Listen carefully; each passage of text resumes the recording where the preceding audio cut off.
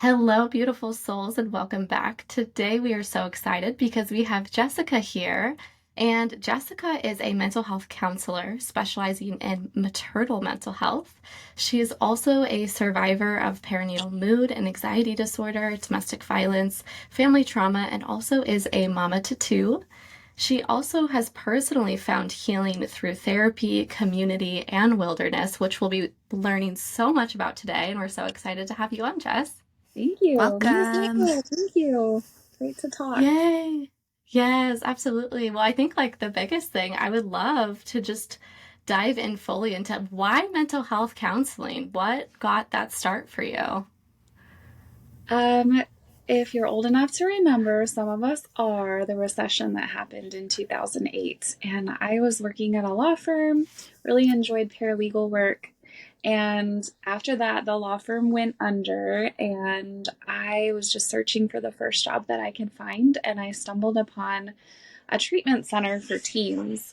And I walked in there, kind of sold myself as a admin assistant. But I would finish up that work as soon as possible and go hang out with the girls. And they say that often trauma survivors are led to mental health work because they really resonate with people that are struggling or, don't have a place to belong or have difficult family situations. So I could resonate with them and understand what they were going through. And it felt so great to support them that I looked forward to going to work every day and it didn't feel like a job anymore. So I decided I wanted to go back and get my master's in counseling so that I could talk to people and help them all day. It felt amazing to do that.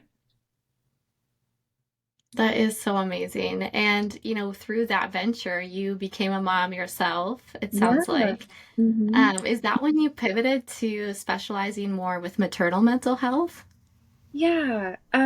Unfortunately, I suffered a really difficult birth with my first, and wasn't really educated about birth. My mom had had five children, but very medical hospital births with epidurals, and I just thought you go in, you have an epidural, and you don't have to worry about anything. And I was more concerned reading like all the psychology books I could on how to be the best parent possible.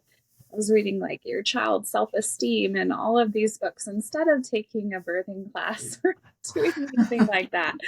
Um, so, yeah, I had some birth trauma and it was really, really difficult. Peter Levine, the kind of the godfather researcher of trauma, he says a quote to the effect of, trauma is not what happens to us, it's what happens to us in lack of empathetic witness. And that really was the situation. A lot of people can go through similar things, but when they feel seen, heard, supported, respected during that difficult time, it doesn't tend to leave the scars of trauma that feeling alone, feeling misunderstood, feeling mistreated can do. So I went into my 6 week follow up appointment and I was like, hey, I'm a counselor and I'm pretty sure I have PTSD from this. I'm not sleeping. I'm not doing well. I just moved to Florida and I had lost like my support system and all the counselors that I knew. And so I asked them for recommendations and they couldn't hand me a single counselor's card. They could only give me a list of crisis numbers and basically sent me on my way. And I felt so overwhelmed and wow, like it was so hard just for me to open up about what I was struggling with, and it felt so daunting to now try and find my own counselor.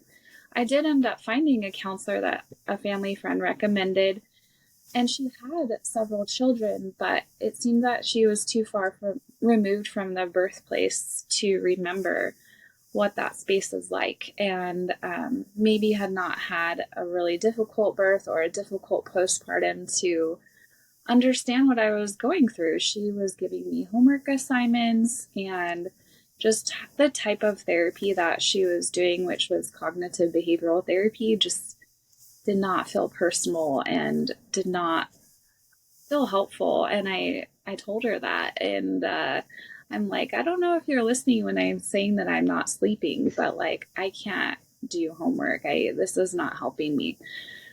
So I basically had to suffer through that a little bit on my own. And then it wasn't until I moved to Arizona in 2014 that I got hooked up with the birth community here. And I started going to ICAN meetings, which stands for the International Cesarean Awareness Network.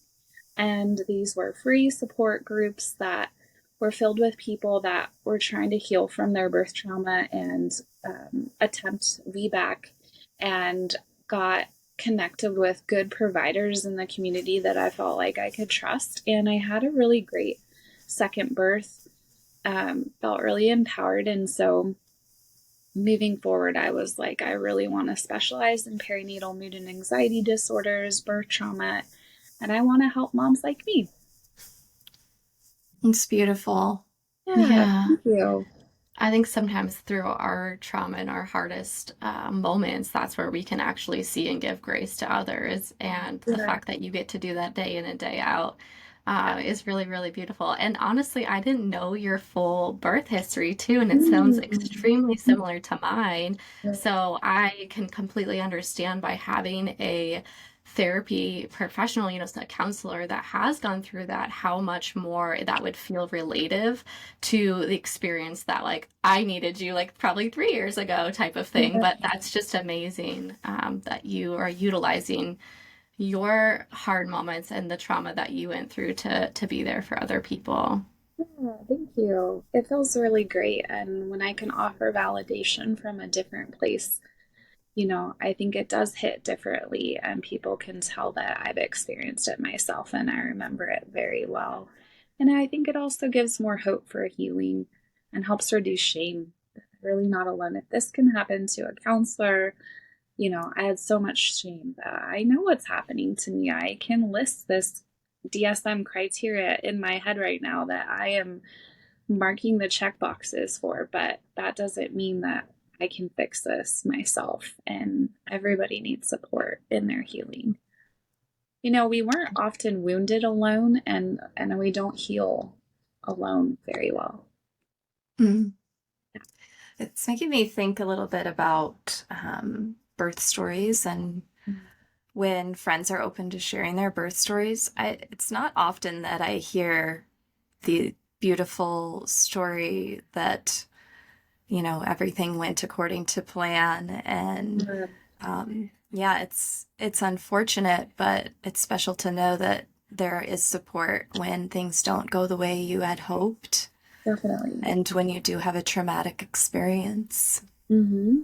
Yeah, there's a lot of hope and a lot of healing. And I've done a lot of trauma training as far as trauma informed yoga and brain spotting and the different somatic body work that I do, to really help moms heal in a very natural way that is not utilizing homework in pieces of paper. It's utilizing what you have right there inside of you and connecting to your breath, which is like your lifeline. It's a current that runs through you, and you're in control of that current, and that current can help you heal. And this can happen at any point, right Yeah. after or years down the road. If you're still holding on to that trauma, it's not as apparent in your Yeah. day to day, but it's definitely still there. Yeah. And there's that book, The Body Keeps the Score. Our bodies remember our trauma. So even if we've done a really good job kind of compartmentalizing it, packing it up nicely and stuffing it down, unfortunately, the next like difficult thing that we go through, it's going to come up again. So it's helpful to really take the time to heal and process with a professional. Yeah, and you said something earlier, gosh, even just a couple minutes in. So if you're listening to this, go back to around 3 minutes. It was really profound. You Mhm. said that trauma doesn't etch as hard if you have support, you feel seen, you feel validated, and you feel heard during that traumatic experience. Mhm. So those that aren't supported or aren't seen or aren't heard during that, what feels like trauma to them or that traumatic experience, that's where it sticks more in the body. Is Yeah. that right? Would Yeah. you elaborate on that a little bit and how trauma is Yeah. kind of stored in the body and Mhm. how it maybe doesn't make as big of a longer lasting impact if you have that support team? Yeah, they did a study with pain and trauma, and they put people through a painful experience. It was like kind of like an electric shock kind of experience, and they monitored their brains and where their brains were lighting up. And first, they did this with somebody being alone, and they measured the activity and the reaction in the brain, and then they gave the person the shock with holding the hand of a stranger, and then they gave the person the shock holding the hand of somebody that they loved, and the reaction in the brain was far less nervous system dysregulation, less pain being censored in the body and felt during that experience. And that study goes to show us the importance of attachment and feeling safe. And that, we are mammals, we are wired for connection, we're wired to live in families and have partners and have that sense of safety. We need that safety not only to survive physically in this world, but we need it emotionally and mentally and for our nervous systems. Um, Trauma is very much a neurological thing happening to us.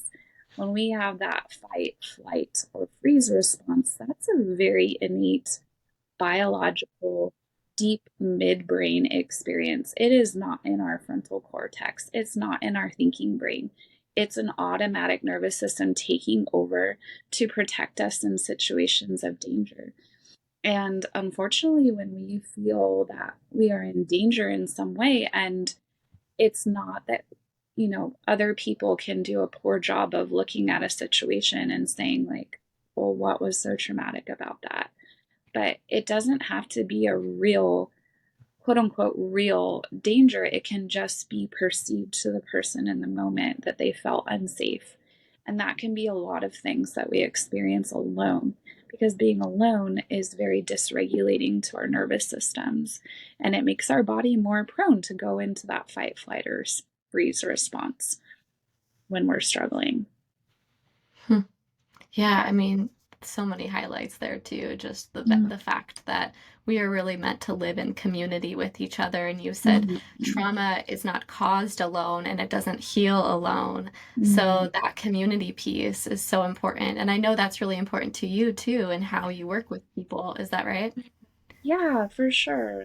It's part of the reason that when I came back to private practice work, I was in private practice and started this specialty when I returned back to work after my second baby, and got even more engrossed in the birth community here and networking and letting people know of what I can offer women in this space. But in coming back, hospitals are such a broken system, and so many people struggling without really strong places of support. And unfortunately, we don't have really strong community mental health resources in the community mental health centers are lacking and underfunded and the services are lackluster, and it can be feel like a really odd fit for someone like you and me to walk into a place like that and be surrounded by that community. So, community is so important in healing. And I wanted to be able to work within a system where women were getting what they needed from the system that I was in. And I needed help in that. I can't do that alone as a provider, and nor should I try to do that alone or take on the stance that I can do everything for somebody to help them heal. I can't. They need a team on their healing. They need community. So moving into Kukua, which is an integrative holistic clinic, was very important to me. The fact that we have all women providers here that are all moms who all own their own businesses and who are all healers. Women's chiropractic, women's PT, massage therapy, doula services, a midwife group, a naturopathic doctor.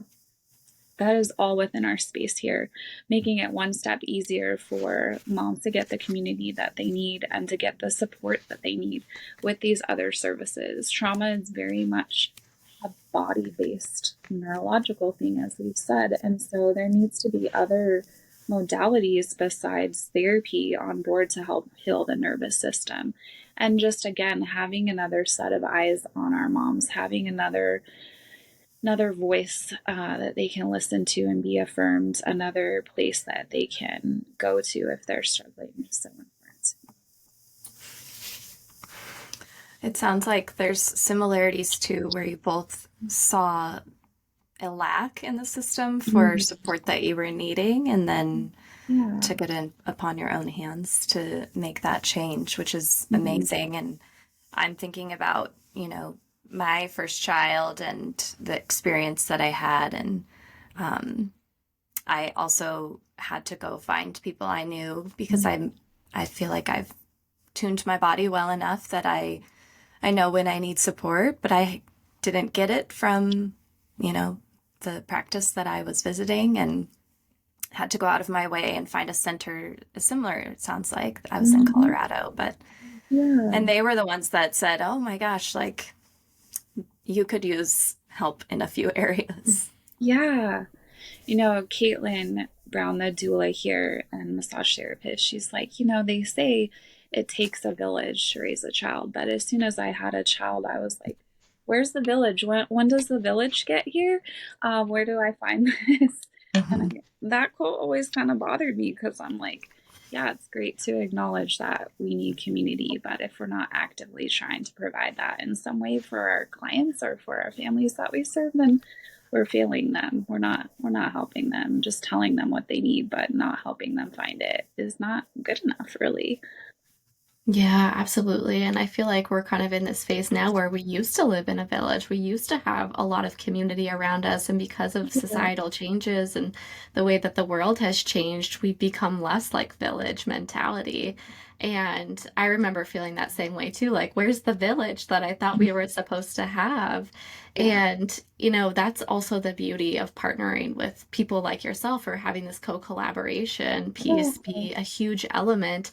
But if you're listening right now and you're struggling, I want to encourage you that oftentimes the village doesn't always find you. You have to find your village. Yeah. Yeah. And so when you go to seek your village, seek out people who are, are women and are moms and are supporting you in that same way, because maybe they've been through the same experiences that you have, and they can resonate and validate and understand you.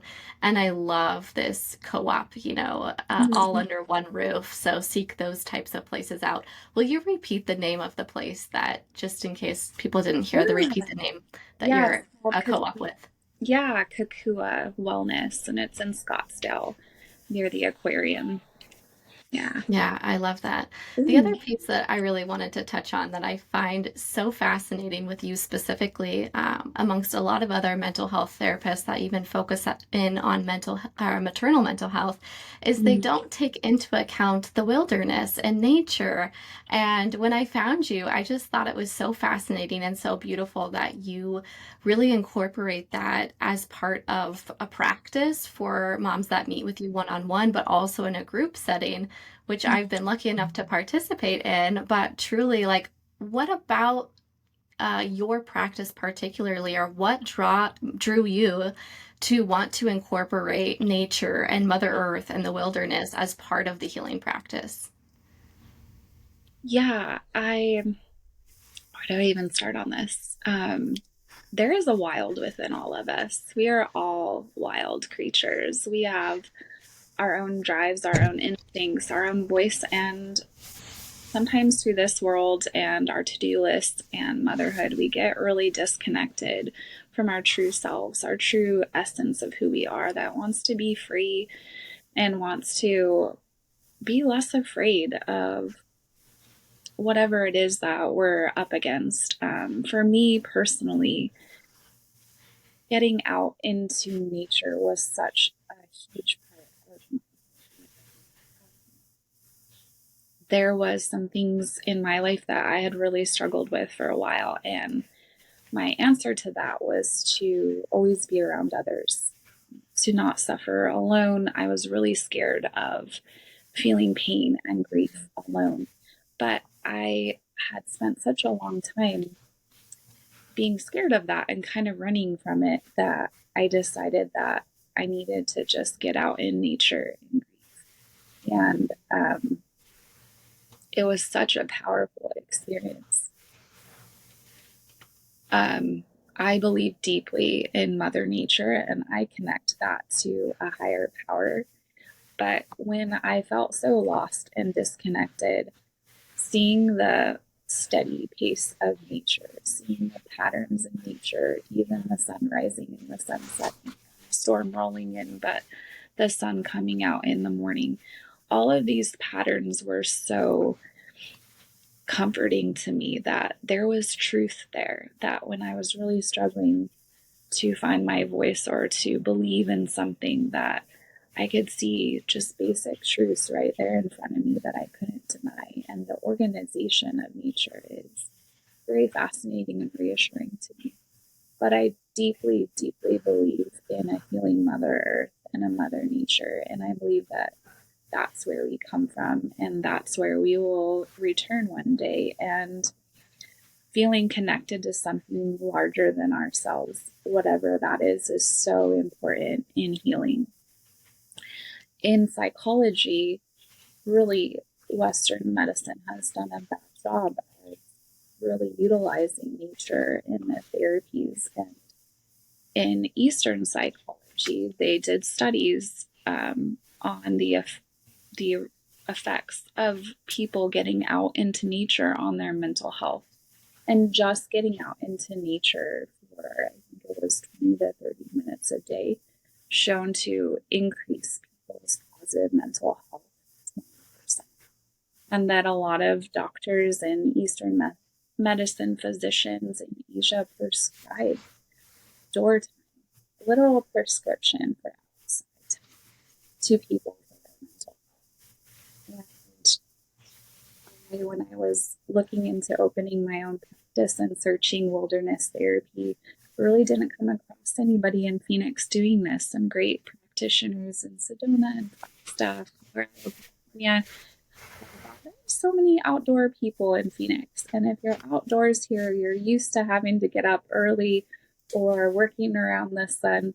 But I know that there's a lot of people that believe in the healing power of nature. And when I am incorporating a lot of mindfulness and meditation and trauma-informed yoga, taking that outside is just amazing. It's a power that you cannot replicate inside four walls. That there's definitely something larger than ourselves at play there, and tapping into that grounding, tapping into that, literally just the power of the earth underneath us and feeling the weight of that underneath our feet is amazing, and I love it so much. Yeah, I think Lexie and I are both like, heck yes. Yeah, I'm nodding my head a lot. You know, it's, and I resonate so much with that too. I Mm-hmm. feel like a lot of times if when I'm going to do a meditative practice, or even if I just need a breath of fresh air, right, that comes through Yeah. in Mm-hmm. nature, but just needing a reset. Like my go-to is getting outside and taking my shoes off and walking around, like just Mm-hmm. grounding in my backyard in the fresh air with the sunlight. And there's something about that within a couple minutes, like I'm already feeling hope and I'm feeling okay, a refresh, a reset. I Yes. so believe in that too. And just even the physics behind all of the energy sources that we have by being outside is so powerful and kind of untapped if you're not doing the work outside. It's a missing Mhm. piece too. Mm. Yeah, Yeah. there's definitely a co-regulation that happens within our nervous systems when we connect to nature. And it's powerful. And also in my training with Postpartum Support International, and they're talking about helping pregnant and postpartum moms with their mental health, one of the big things that they stress in their assessments is asking about the fresh air factor, asking if they're getting outside every day, that they're getting that vitamin D, that they're getting, even fresh air on your face. That really does, studies have shown, positively impact. It's hard sometimes to get outside as a mom. I remember feeling overwhelming anxiety, even just putting my baby in the stroller and walking around the neighborhood, that she was screaming the whole time, that she was very colicky, that people were looking at me, they're judging me, and that mom really doesn't know what she's doing. She looks like her. Like, look at her. And it was really, really hard. It's one of the reasons that I have my free mom support group every week. And today we're actually meeting up at McCormick Park and we're getting outside. And there's some great shade trees there and have a good group coming, but something, of course, that I'm so passionate about for mental health. Yeah, that's so beautiful, Jess. The fact that you offer free resources, outdoor, indoor, one-on-one session, group therapy, like you have so many different access points for all different types of people at all different types of journeys that they might be on in their pregnancy or postpartum or beyond journey too. Thank Yeah, you. Go ahead. I think I'm just thinking about the beyond part, because I had late onset postpartum depression, and you're talking about getting outside just alone in my labs when I finally went in and recognized something was wrong. It was just, I was severely deficient in vitamin D, just vitamin D, like a simple group once a week where I could have been connecting with other moms and being outside would have helped tremendously. Yeah. Yeah, it's really helpful. I'm really passionate about trying to help as many families as I can. And that is something I think that is important to touch on as well, that perinatal mood and anxiety disorders often affect the family. The family is a unit, and these are puzzle pieces that all fit together. And perinatal mood and anxiety disorders are also very common in partners. Birth trauma happens not only to women, but to their partners who experience these scary things with them and feel out of control and feel like they can't protect their family in the ways that they want to. It can be very disempowering. Also important to note, I think, is that I really made some sacrifices and found a way to take insurance, and that's not something that I was on board with doing, but is really important to me to try and get as many women quality specialized services for maternal mental health. And also in my training, I was mentored by amazing marriage and family therapists from the beginning, like 15 years ago, working in their practice and seeing them do emotionally focused couples therapy and working with families. I feel in such a great place now to not only help moms, but help the system that they're going home to, that whole system needs support. So whether that's bringing their children in with them or bringing them to all heal together, that's really important to me as well, that I'm not neglecting the family in this perinatal time. Wow. I mean, that hits home pretty strongly for me because my husband, I'm going to get emotional.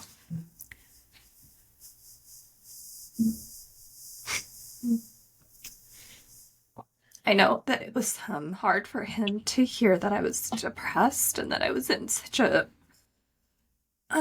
sorry, but like this is real, like this is why we have the podcast to share, and like if you feel alone. But I know it was very hard for him to know that I was depressed and that I was having the thoughts that I was having.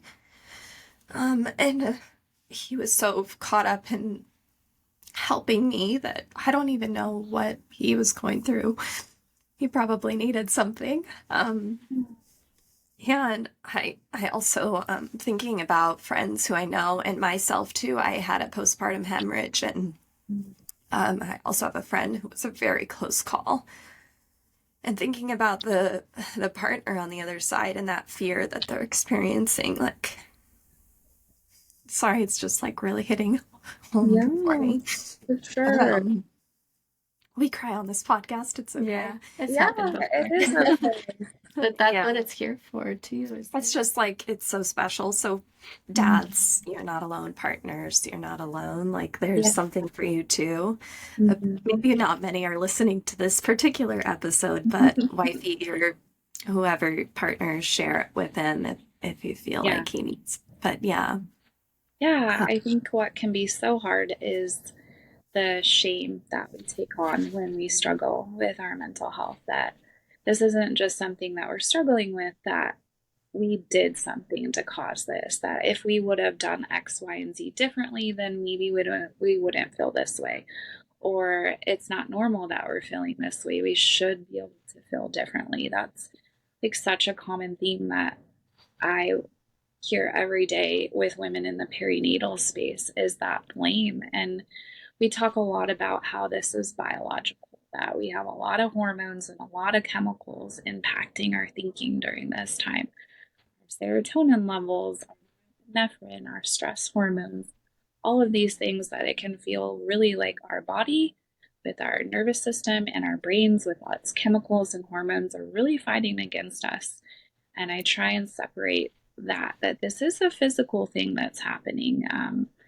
Also, I see that people will push their emotional health to the absolute brink before making certain sacrifices, that they will push themselves to. I literally had a mom yesterday saying, you know, I'm she's having some thoughts of harming herself, and I'm like, what do you do when you get that way and you're feeling that way alone at night? And she said, well, I've been texting the suicide hotline. And I'm like, I understand that finances are tight at this time, but maybe it would be a good idea to get a postpartum doula and have some help for you at night. And even if you have to, put that on a credit card temporarily, I don't think you'll look back on this time and regret that, because what is your life worth? It's worth so much. And she's like, I really have a hard time believing that I'm worth that. And I tell myself that I should be able to feel better. I should be able to do this. And so I shouldn't. And she actually is even feeling like she can't afford sessions at this time. And it just broke my heart. I, of course, offered her a reduced fee. But really, I see people, because it's mental and emotional, pushing it to the absolute limits and not recognizing that it's okay to sacrifice at this time. It's okay to ask for help. It's okay to reach out to family members and friends and let them know that you're struggling in this way. And, if it was our physical health, if we were actually having a heart attack, or we have like a gaping wound that's open leg, we can't just deny it. We can't be like, I can't afford to go to the hospital right now. We recognize I maybe can't afford this, but there's no choice. I have to go to the hospital. I have to get this treated, or it's going to kill me. But mentally and emotionally, sometimes people just can't make that decision. Look at it and be like, you know what, this is bad. And whatever I have to do to make it work right now, that's what I'm going to do, because I could die from this.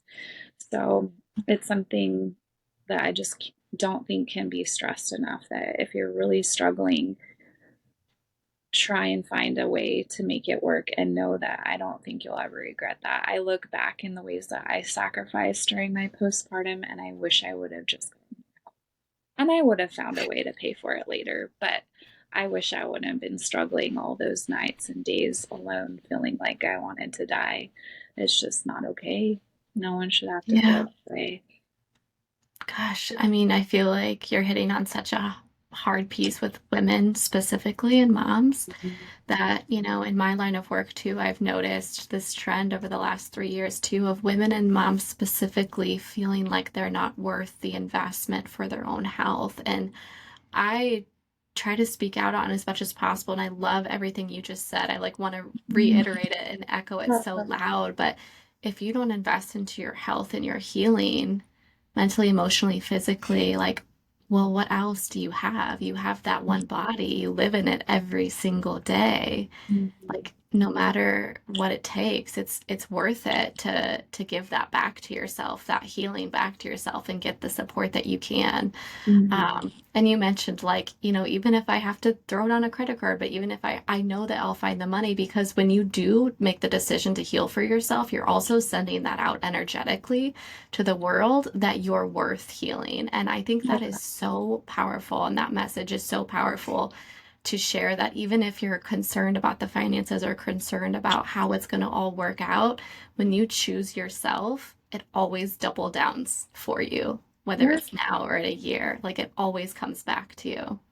It Yeah, does always come back. And you can't, financially, relationally, emotionally, mentally, you can't keep doing what you're doing. And so even those strides that you're trying to make at work for, it's not going to be effective. So yeah, pouring into yourself will pay dividends.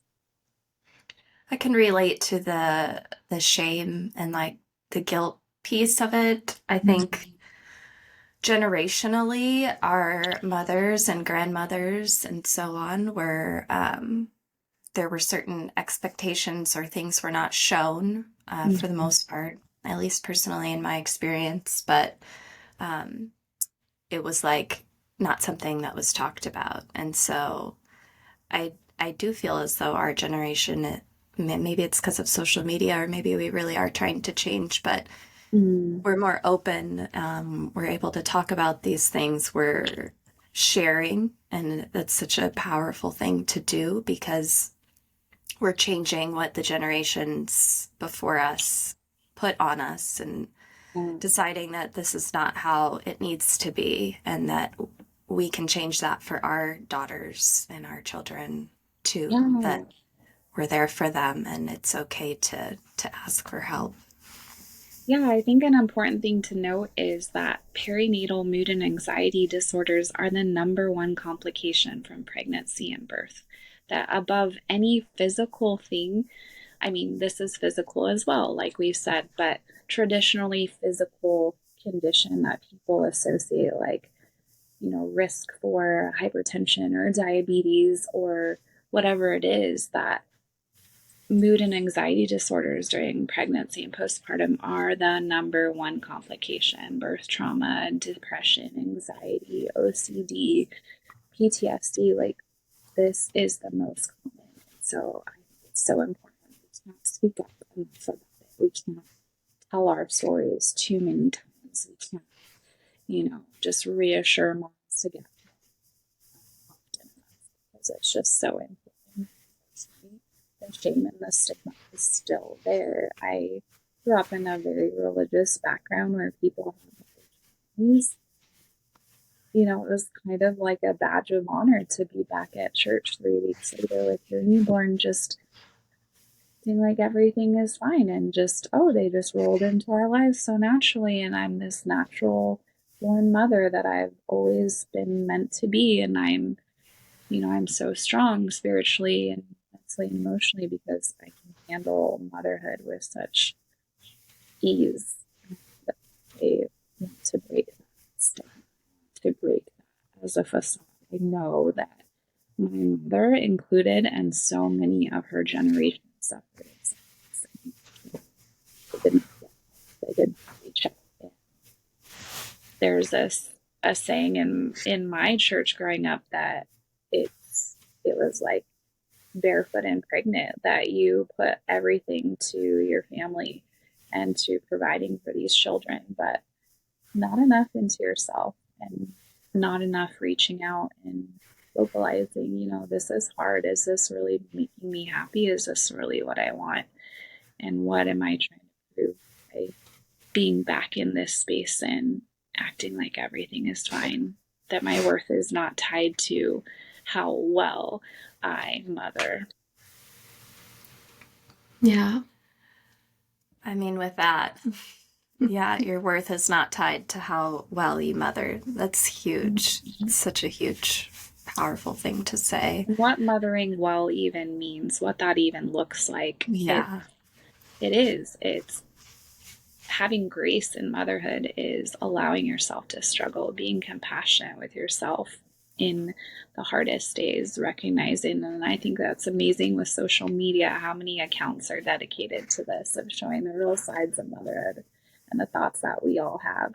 And good moms have scary thoughts. Good moms have thoughts that they don't want to do this anymore. It's too much. Good moms have scary thoughts of food, and it doesn't mean that they want to or that they're going to. They're actually really afraid of it. And it's the brain's way of bringing that up in a trigger of like, oh, this is your worst fear. Well, I'm going to bring it up so you can remember that this is exactly what it would look like. This is exactly what it would be like so you can watch out, so you can protect that it doesn't happen. Good moms have trauma. Good moms have difficult family relationships. Their kids don't have the support that they need, and struggling relationships.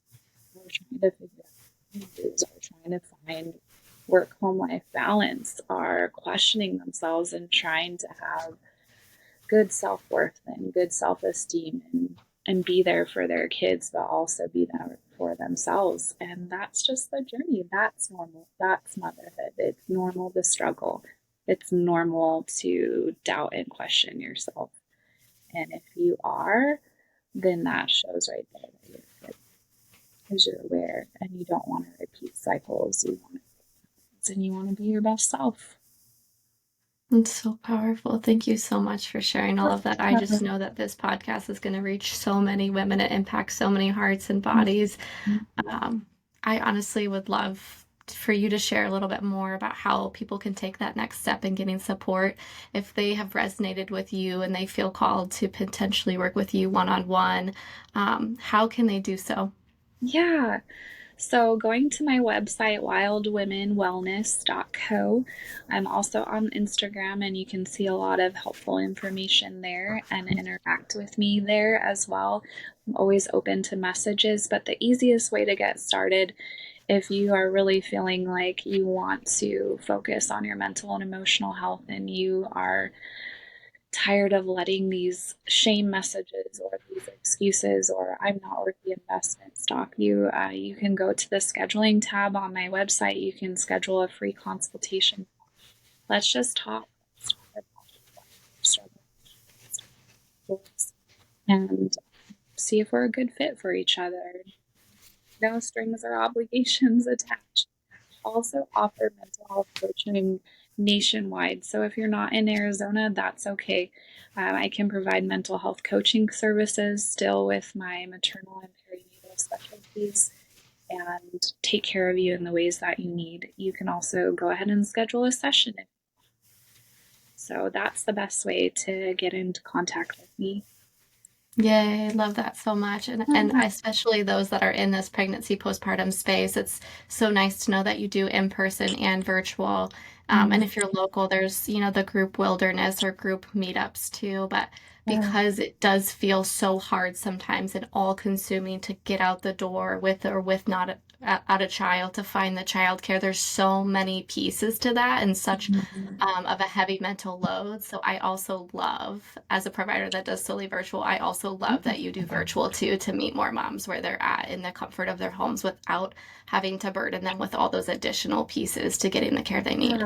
Yeah, and it's no difficult to me whatsoever. You know, clients will text me that morning, I'm so sorry, I need to switch to telehealth. Great, like let's hop on Zoom. It's literally just one click. It's so easy. The greatest thing that came out of the pandemic, I feel, is how we're all online now. I totally agree. Yeah. Such a powerful episode. Thank you so much for being here and sharing your journey, and what you're doing is so special and wonderful. And thank you. Yeah. There's many like me. We have a great birth community here in Phoenix, and part of being a good provider is being tapped into your community and being able to set up those warm handoffs and those things. And one of my dearest friends and midwives, Tracy Burns with Modern Day Midwife, she said, wow, Jess, it's like we're the providers that we needed 10 years ago. And that really rang true to me. And it brings me so much happiness and joy to be able to give this to other people. Yeah, making such a big impact too, Jess. Thank you so much. You guys as well. And thank you so much for having me. Thank you for being here.